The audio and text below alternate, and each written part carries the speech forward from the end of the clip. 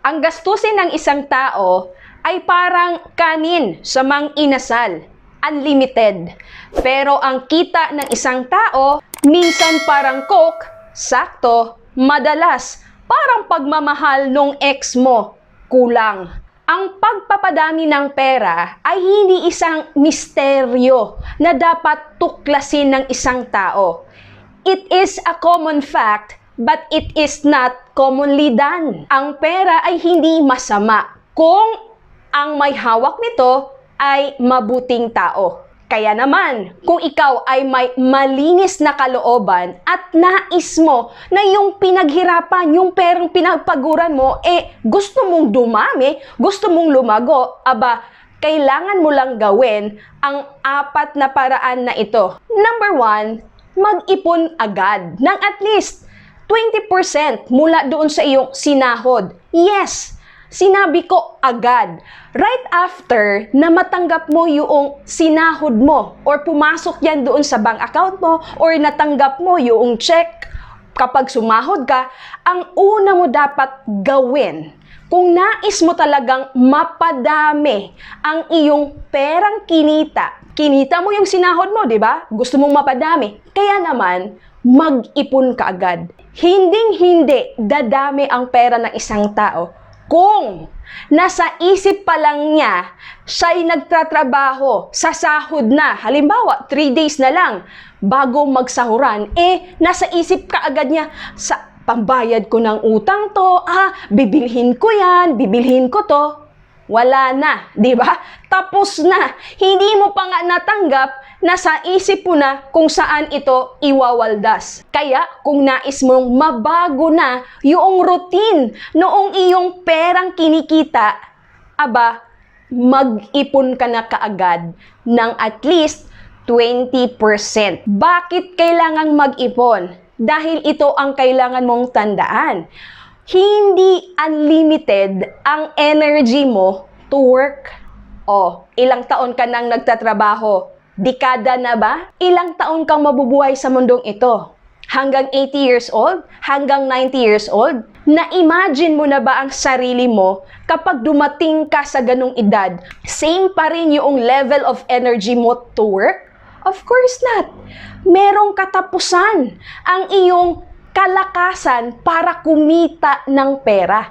Kaya nga, pahalagahan mo ang pinaghirapan mong pera by saving it first. At kapag ito ay ginawa mo, nandun ka na sa magandang status. Ibig sabihin, you are now controlling your money. Ikaw na yung nag-dictate sa pera mo kung saan siya mapupunta. Naiset mo na kaagad sa kanya na dapat maipon muna kita bago gastusin. Kaya naman, gawin mo na ang pangalawang paraan. Yung naipon mong pera, palaguin mo na by investing it sa mga financial instruments na maaari itong kumita pa ng pera. Yes, maganda na nakapag-ipon ka na, nilalagay mo na yan siguro sa alkansya, pero hindi dadami yon. Kumbaga, limitado. Meaning, hindi kumikita, hindi nag-earn ng interest.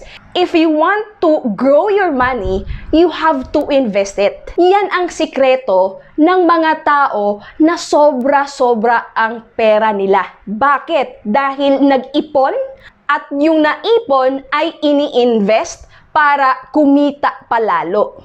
Saan maaaring i-invest? Para dumami pa ang pera mo. Marami po yan.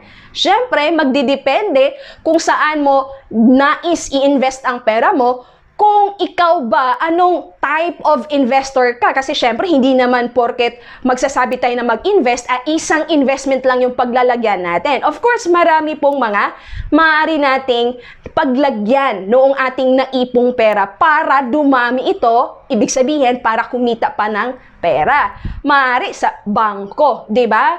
Time deposit, maaari din yan, or maaari din sa mga paper asset katulad ng UITF or ng mga mutual fund, ng mga stock market, Kaiser Saving Program, MB Life Most 18. So, ibig sabihin, kapag ikaw, nandun na yung knowledge mo na kapag meron ka nang napili sa mga financial instrument na kung saan maaaring dumami yung naipon mong pera, aba, syempre, nandoon na rin yung disiplina na, maglalagay pa ako. Kaya hindi mo mapapansin, over time dumadami na pala yung pera mo. Yes, lalo na kung nakikita mo na nag-grow na ito, talagang mai-inspire ka pa lalo. Alam ko na kung nasaan yung pinaghirapan kong pera. Nandito siya, nag-grow na. Again, hindi po magic yung pagpapadami ng pera. Ang kailangan mong gawin talaga, syempre, dapat may tamang kaalaman ka at ginagawa mo.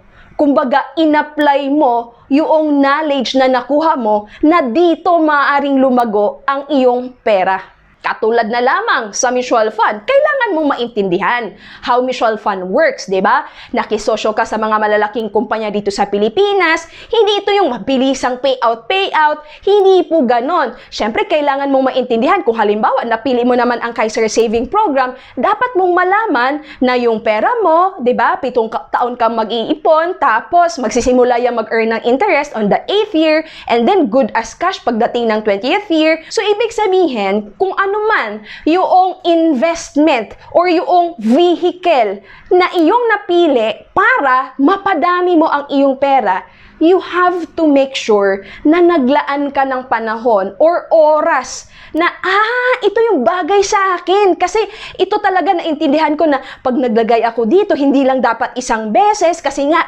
papadamihin, alam nga naman maglagay ka ng pisos alkansya, ano yon, isang araw, madami na. Hindi pwede, di ba? Kung magtatanim ka ng isang puno, kailangan madami para magkaroon ka ng forest. Hindi naman pwede na magtanim ka ngayon, tapos hintayin mo na mag-harvest ng sandamakmak na bunga, isang puno lang naman ang iyong naitanim. Paano kung hindi pa nag-grow yun, di ba? So, dapat kapag nag-iipon ka at gusto mong mapadami yung naipon or yung pera mo, dapat marami kang pinaglalagyan at naintindihan mo kung paano dumadami yung pera doon sa financial instrument na pinaglalagyan ng iyong pinaghirapang pera. At ang pangatlong paraan, para mapadami pa ang iyong pera, proteksyonan mo ang savings mo by having healthcare and emergency fund.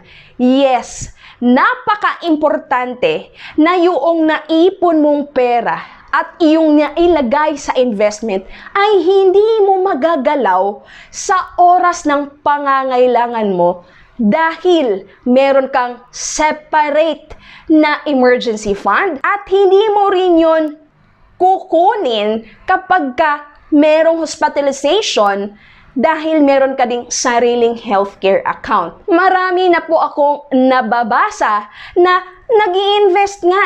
Yes, nandun na sila sa pagpapadami ng pera. Yun nga lang, nakuha nila. Bakit? Nagkaroon ng hospitalization, nabahaan, nabagyuhan, at kung ano-ano pang mga emergency scenario ang kanilang kinaharap. Hindi napadami, kung hindi nabawasan, and worst, na back to zero pa.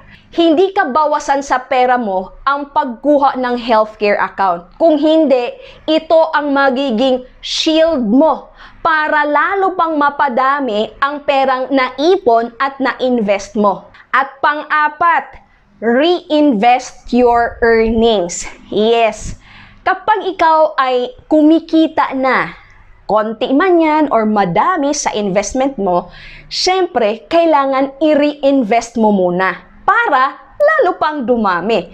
May mga nag-i-invest kasi, syempre, 1 year pa lang or 2 years pa lang, aba, nire-redeem na, kinukuha na, wini-withdraw na. Hindi pa nga dumami, tapos kinuha naman kaagad. You have to make sure na ang pagpapadami ng pera, hindi po yan nangyayari overnight lang. over time. Dahil kailangan mo bigyan ng oras or panahon ang iyong pera para dumami ito. Paano ba yan dadami? Siyempre may concept kung paano yan dadami or paano yan magko-compound or paano yan mag-grow. The longer na mag-iipon ka, the longer na mag-i-invest ka consistently, the more na dadami ang iyong pera. I hope you find this video informative. If you do, kindly share this video to your families and friends para sila din ma-aware na pwede nilang mapadami ang kanilang pera by doing the 4 ways on how to grow their money.